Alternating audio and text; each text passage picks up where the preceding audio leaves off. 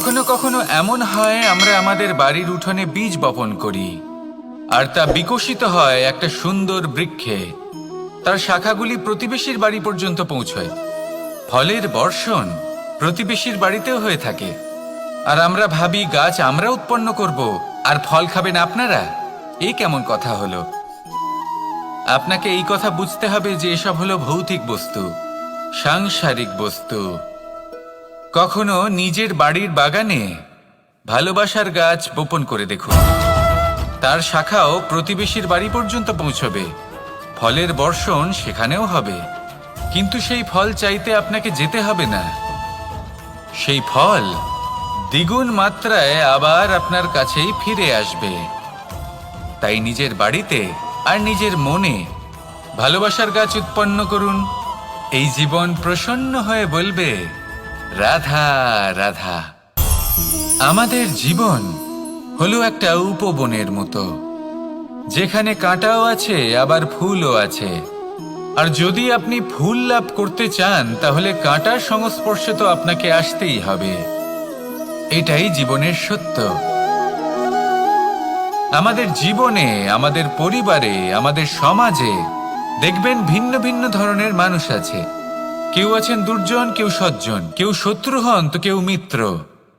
যদি আপনি দুর্জনদের কাছে যান তাহলে শুধুই কষ্ট পাবেন।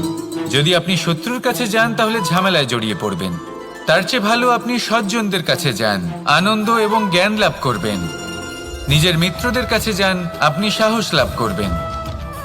আরও একটা কথা বলি, এই জীবন এত বড়ও নয় যে আপনি প্রত্যেক সমস্যায় প্রত্যেক মানুষের সাথে ঝামেলায় জড়াবেন। শুধু যার সাথে আপনার মনের মিল হবে তাকে প্রণাম করুন, আর যার সাথে মনের মিল হবে না তাকে দূর থেকে প্রণাম করুন। কিন্তু মনের মধ্যে থেকে প্রেমের বোধ কোথাও যেতে দেবেন না, কারণ এই ভালোবাসাই শেষ মুহূর্তে আপনার উচিত পথ প্রদর্শন করবে। তাই এই ভালোবাসাকে মনে জাগ্রত রাখুন, আর এই ভালোবাসার সাথেই বলুন, রাধা রাধা। কখনো আপনি কোনো গোয়াল দেখেছেন? অধিক মাত্রায় গোবর পড়ে থাকে আর ওখানে এক ধরনের পোকা দেখতে পাওয়া যায়, যাকে গুবরে পোকা বলা হয়। এরা কি করে? সারাদিন সেই গোবরেই বাস করে। সেই গোবরকে গোল আকৃতি প্রদান করে নিজের বাসার দিকে নিয়ে যাওয়ার চেষ্টা করে। অনেক পরিশ্রম করার পরে সেই গোবরের টুকরোগুলো নিজের বাসার দিকে নিয়ে যায় আর বুঝতে পারে ওর বাসা তো খুবই ছোট, আর এই গোবরের টুকরো তো অত্যন্ত বড়। এ তো বাসাতে প্রবেশ করতেই পারবে না। তাও চেষ্টা করতে থাকে, শেষ পর্যন্ত অসফল হয় আর সেই পোকা একাই বাসাতে ঢুকে যায়। এরকম মানুষের সাথেও হয়ে থাকে। সমস্ত জীবন মানুষ ধন, স্বর্ণ, সুখ স্বাচ্ছন্দ্য এই সব কিছু অর্জন করতে ব্যস্ত থাকে। আর যখন সময় আসে এই সংসারকে ত্যাগ করে চলে যাওয়ার, তখন সে বুঝতে পারে যে এই সব কিছু তো আমি নিজের সাথে নিয়ে যেতেই পারবো না। মনে দুঃখ নিয়ে সংসার থেকে বিদায় নেয় সে। তার বদলে যদি মানুষ কোনো নির্ধন ব্যক্তিকে সাহায্য করে দেয়, কোনো দুঃখী ব্যক্তিকে হাসাতে চেষ্টা করে, তাহলে মনে সন্তোষ নিয়ে সংসার ত্যাগ করতে পারে। এই জীবনে ধন, স্বর্ণ, সুখ স্বাচ্ছন্দ্য অতি আবশ্যক, কিন্তু এগুলোই বাস্তব সম্পত্তি নয়। তাহলে কি এই বাস্তব সম্পত্তি সেটা বুঝতে শিখুন, আর আমার সাথে ভালোবেসে বলুন, রাধা রাধা। আপনার থেকে বড়, আপনার থেকে মহান হলেন সেই গুরু। এটা কি আবশ্যক যে সেই গুরু কোনো ব্যক্তিই হবেন? কখনোই নয়। গুরু হলেন একটা তত্ত্ব, গুরু হলেন একটা শক্তি। গুরু একজন ব্যক্তি হলে শুধুই একজনই হতেন, কিন্তু তা নয়।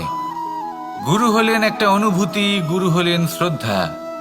গুরু তিনি যিনি আপনার ব্যক্তিত্বের পরিচালক হন। গুরু তিনি যিনি আপনার ব্যক্তিত্বের নির্মাতা হন। আপনি কখন, কোথায়, কোন স্থানে, কি রূপে গুরু লাভ করবেন আর কি শিক্ষা লাভ করবেন তা নির্ভর করছে আপনার মানসিকতার উপর, যে আপনি সকলকে কিভাবে আপন করে নিতে পারেন। যদি আপনি গুরুকে আপন করতে চান, জ্ঞানকে আপন করতে চান, তাহলে আপনার মধ্যে শ্রদ্ধা জাগ্রত করতে হবে, সামর্থ্য জাগ্রত করতে হবে। আপনি গুরু এবং জ্ঞানকে আপন করে নিতে পারলে তা এমনিই আপনাকে মহান করে তুলবে। তাহলে আসুন আর আমার সাথে ভালোবেসে বলুন, রাধা রাধা। সময় এবং ধন, একটা যা প্রকৃতি আমাদের দান করেন আর একটা যা আমরা নিজেরা অর্জন করি। কিন্তু যখন হারিয়ে ফেলার প্রসঙ্গ আসে তখন আমরা এই দুই একসাথে হারিয়ে ফেলি। এই সময় যদি আপনি গুনতে থাকেন তাহলে তা এমনিও নষ্ট হয়ে যাবে, কারণ সময় গণনা করতে আপনি যে সময় ব্যতীত করেন তা তো এমনিই নষ্ট হয়ে যায়। এই সময়কে যদি আপনি একত্রিত করার চেষ্টা করেন তাহলে তা সম্ভব হবে না।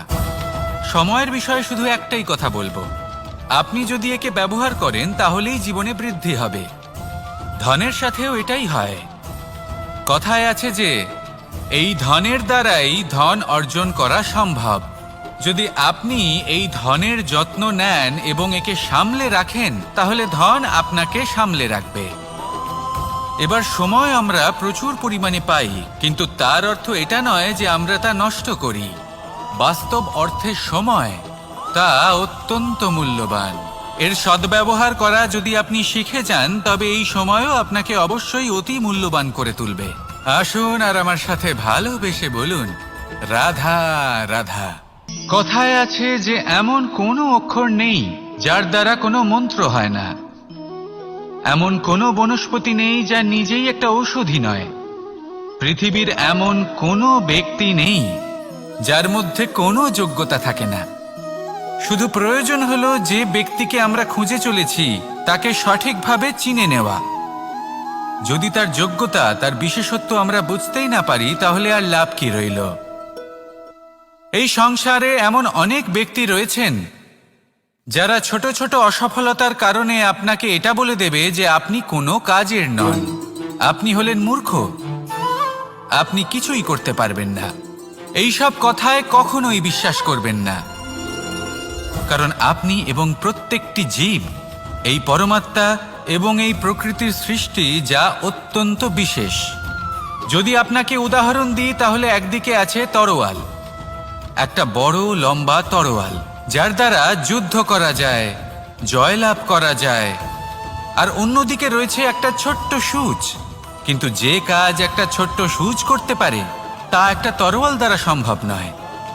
এর অর্থ হলো এটাই যে প্রত্যেকটা রচনা অত্যন্ত অমূল্য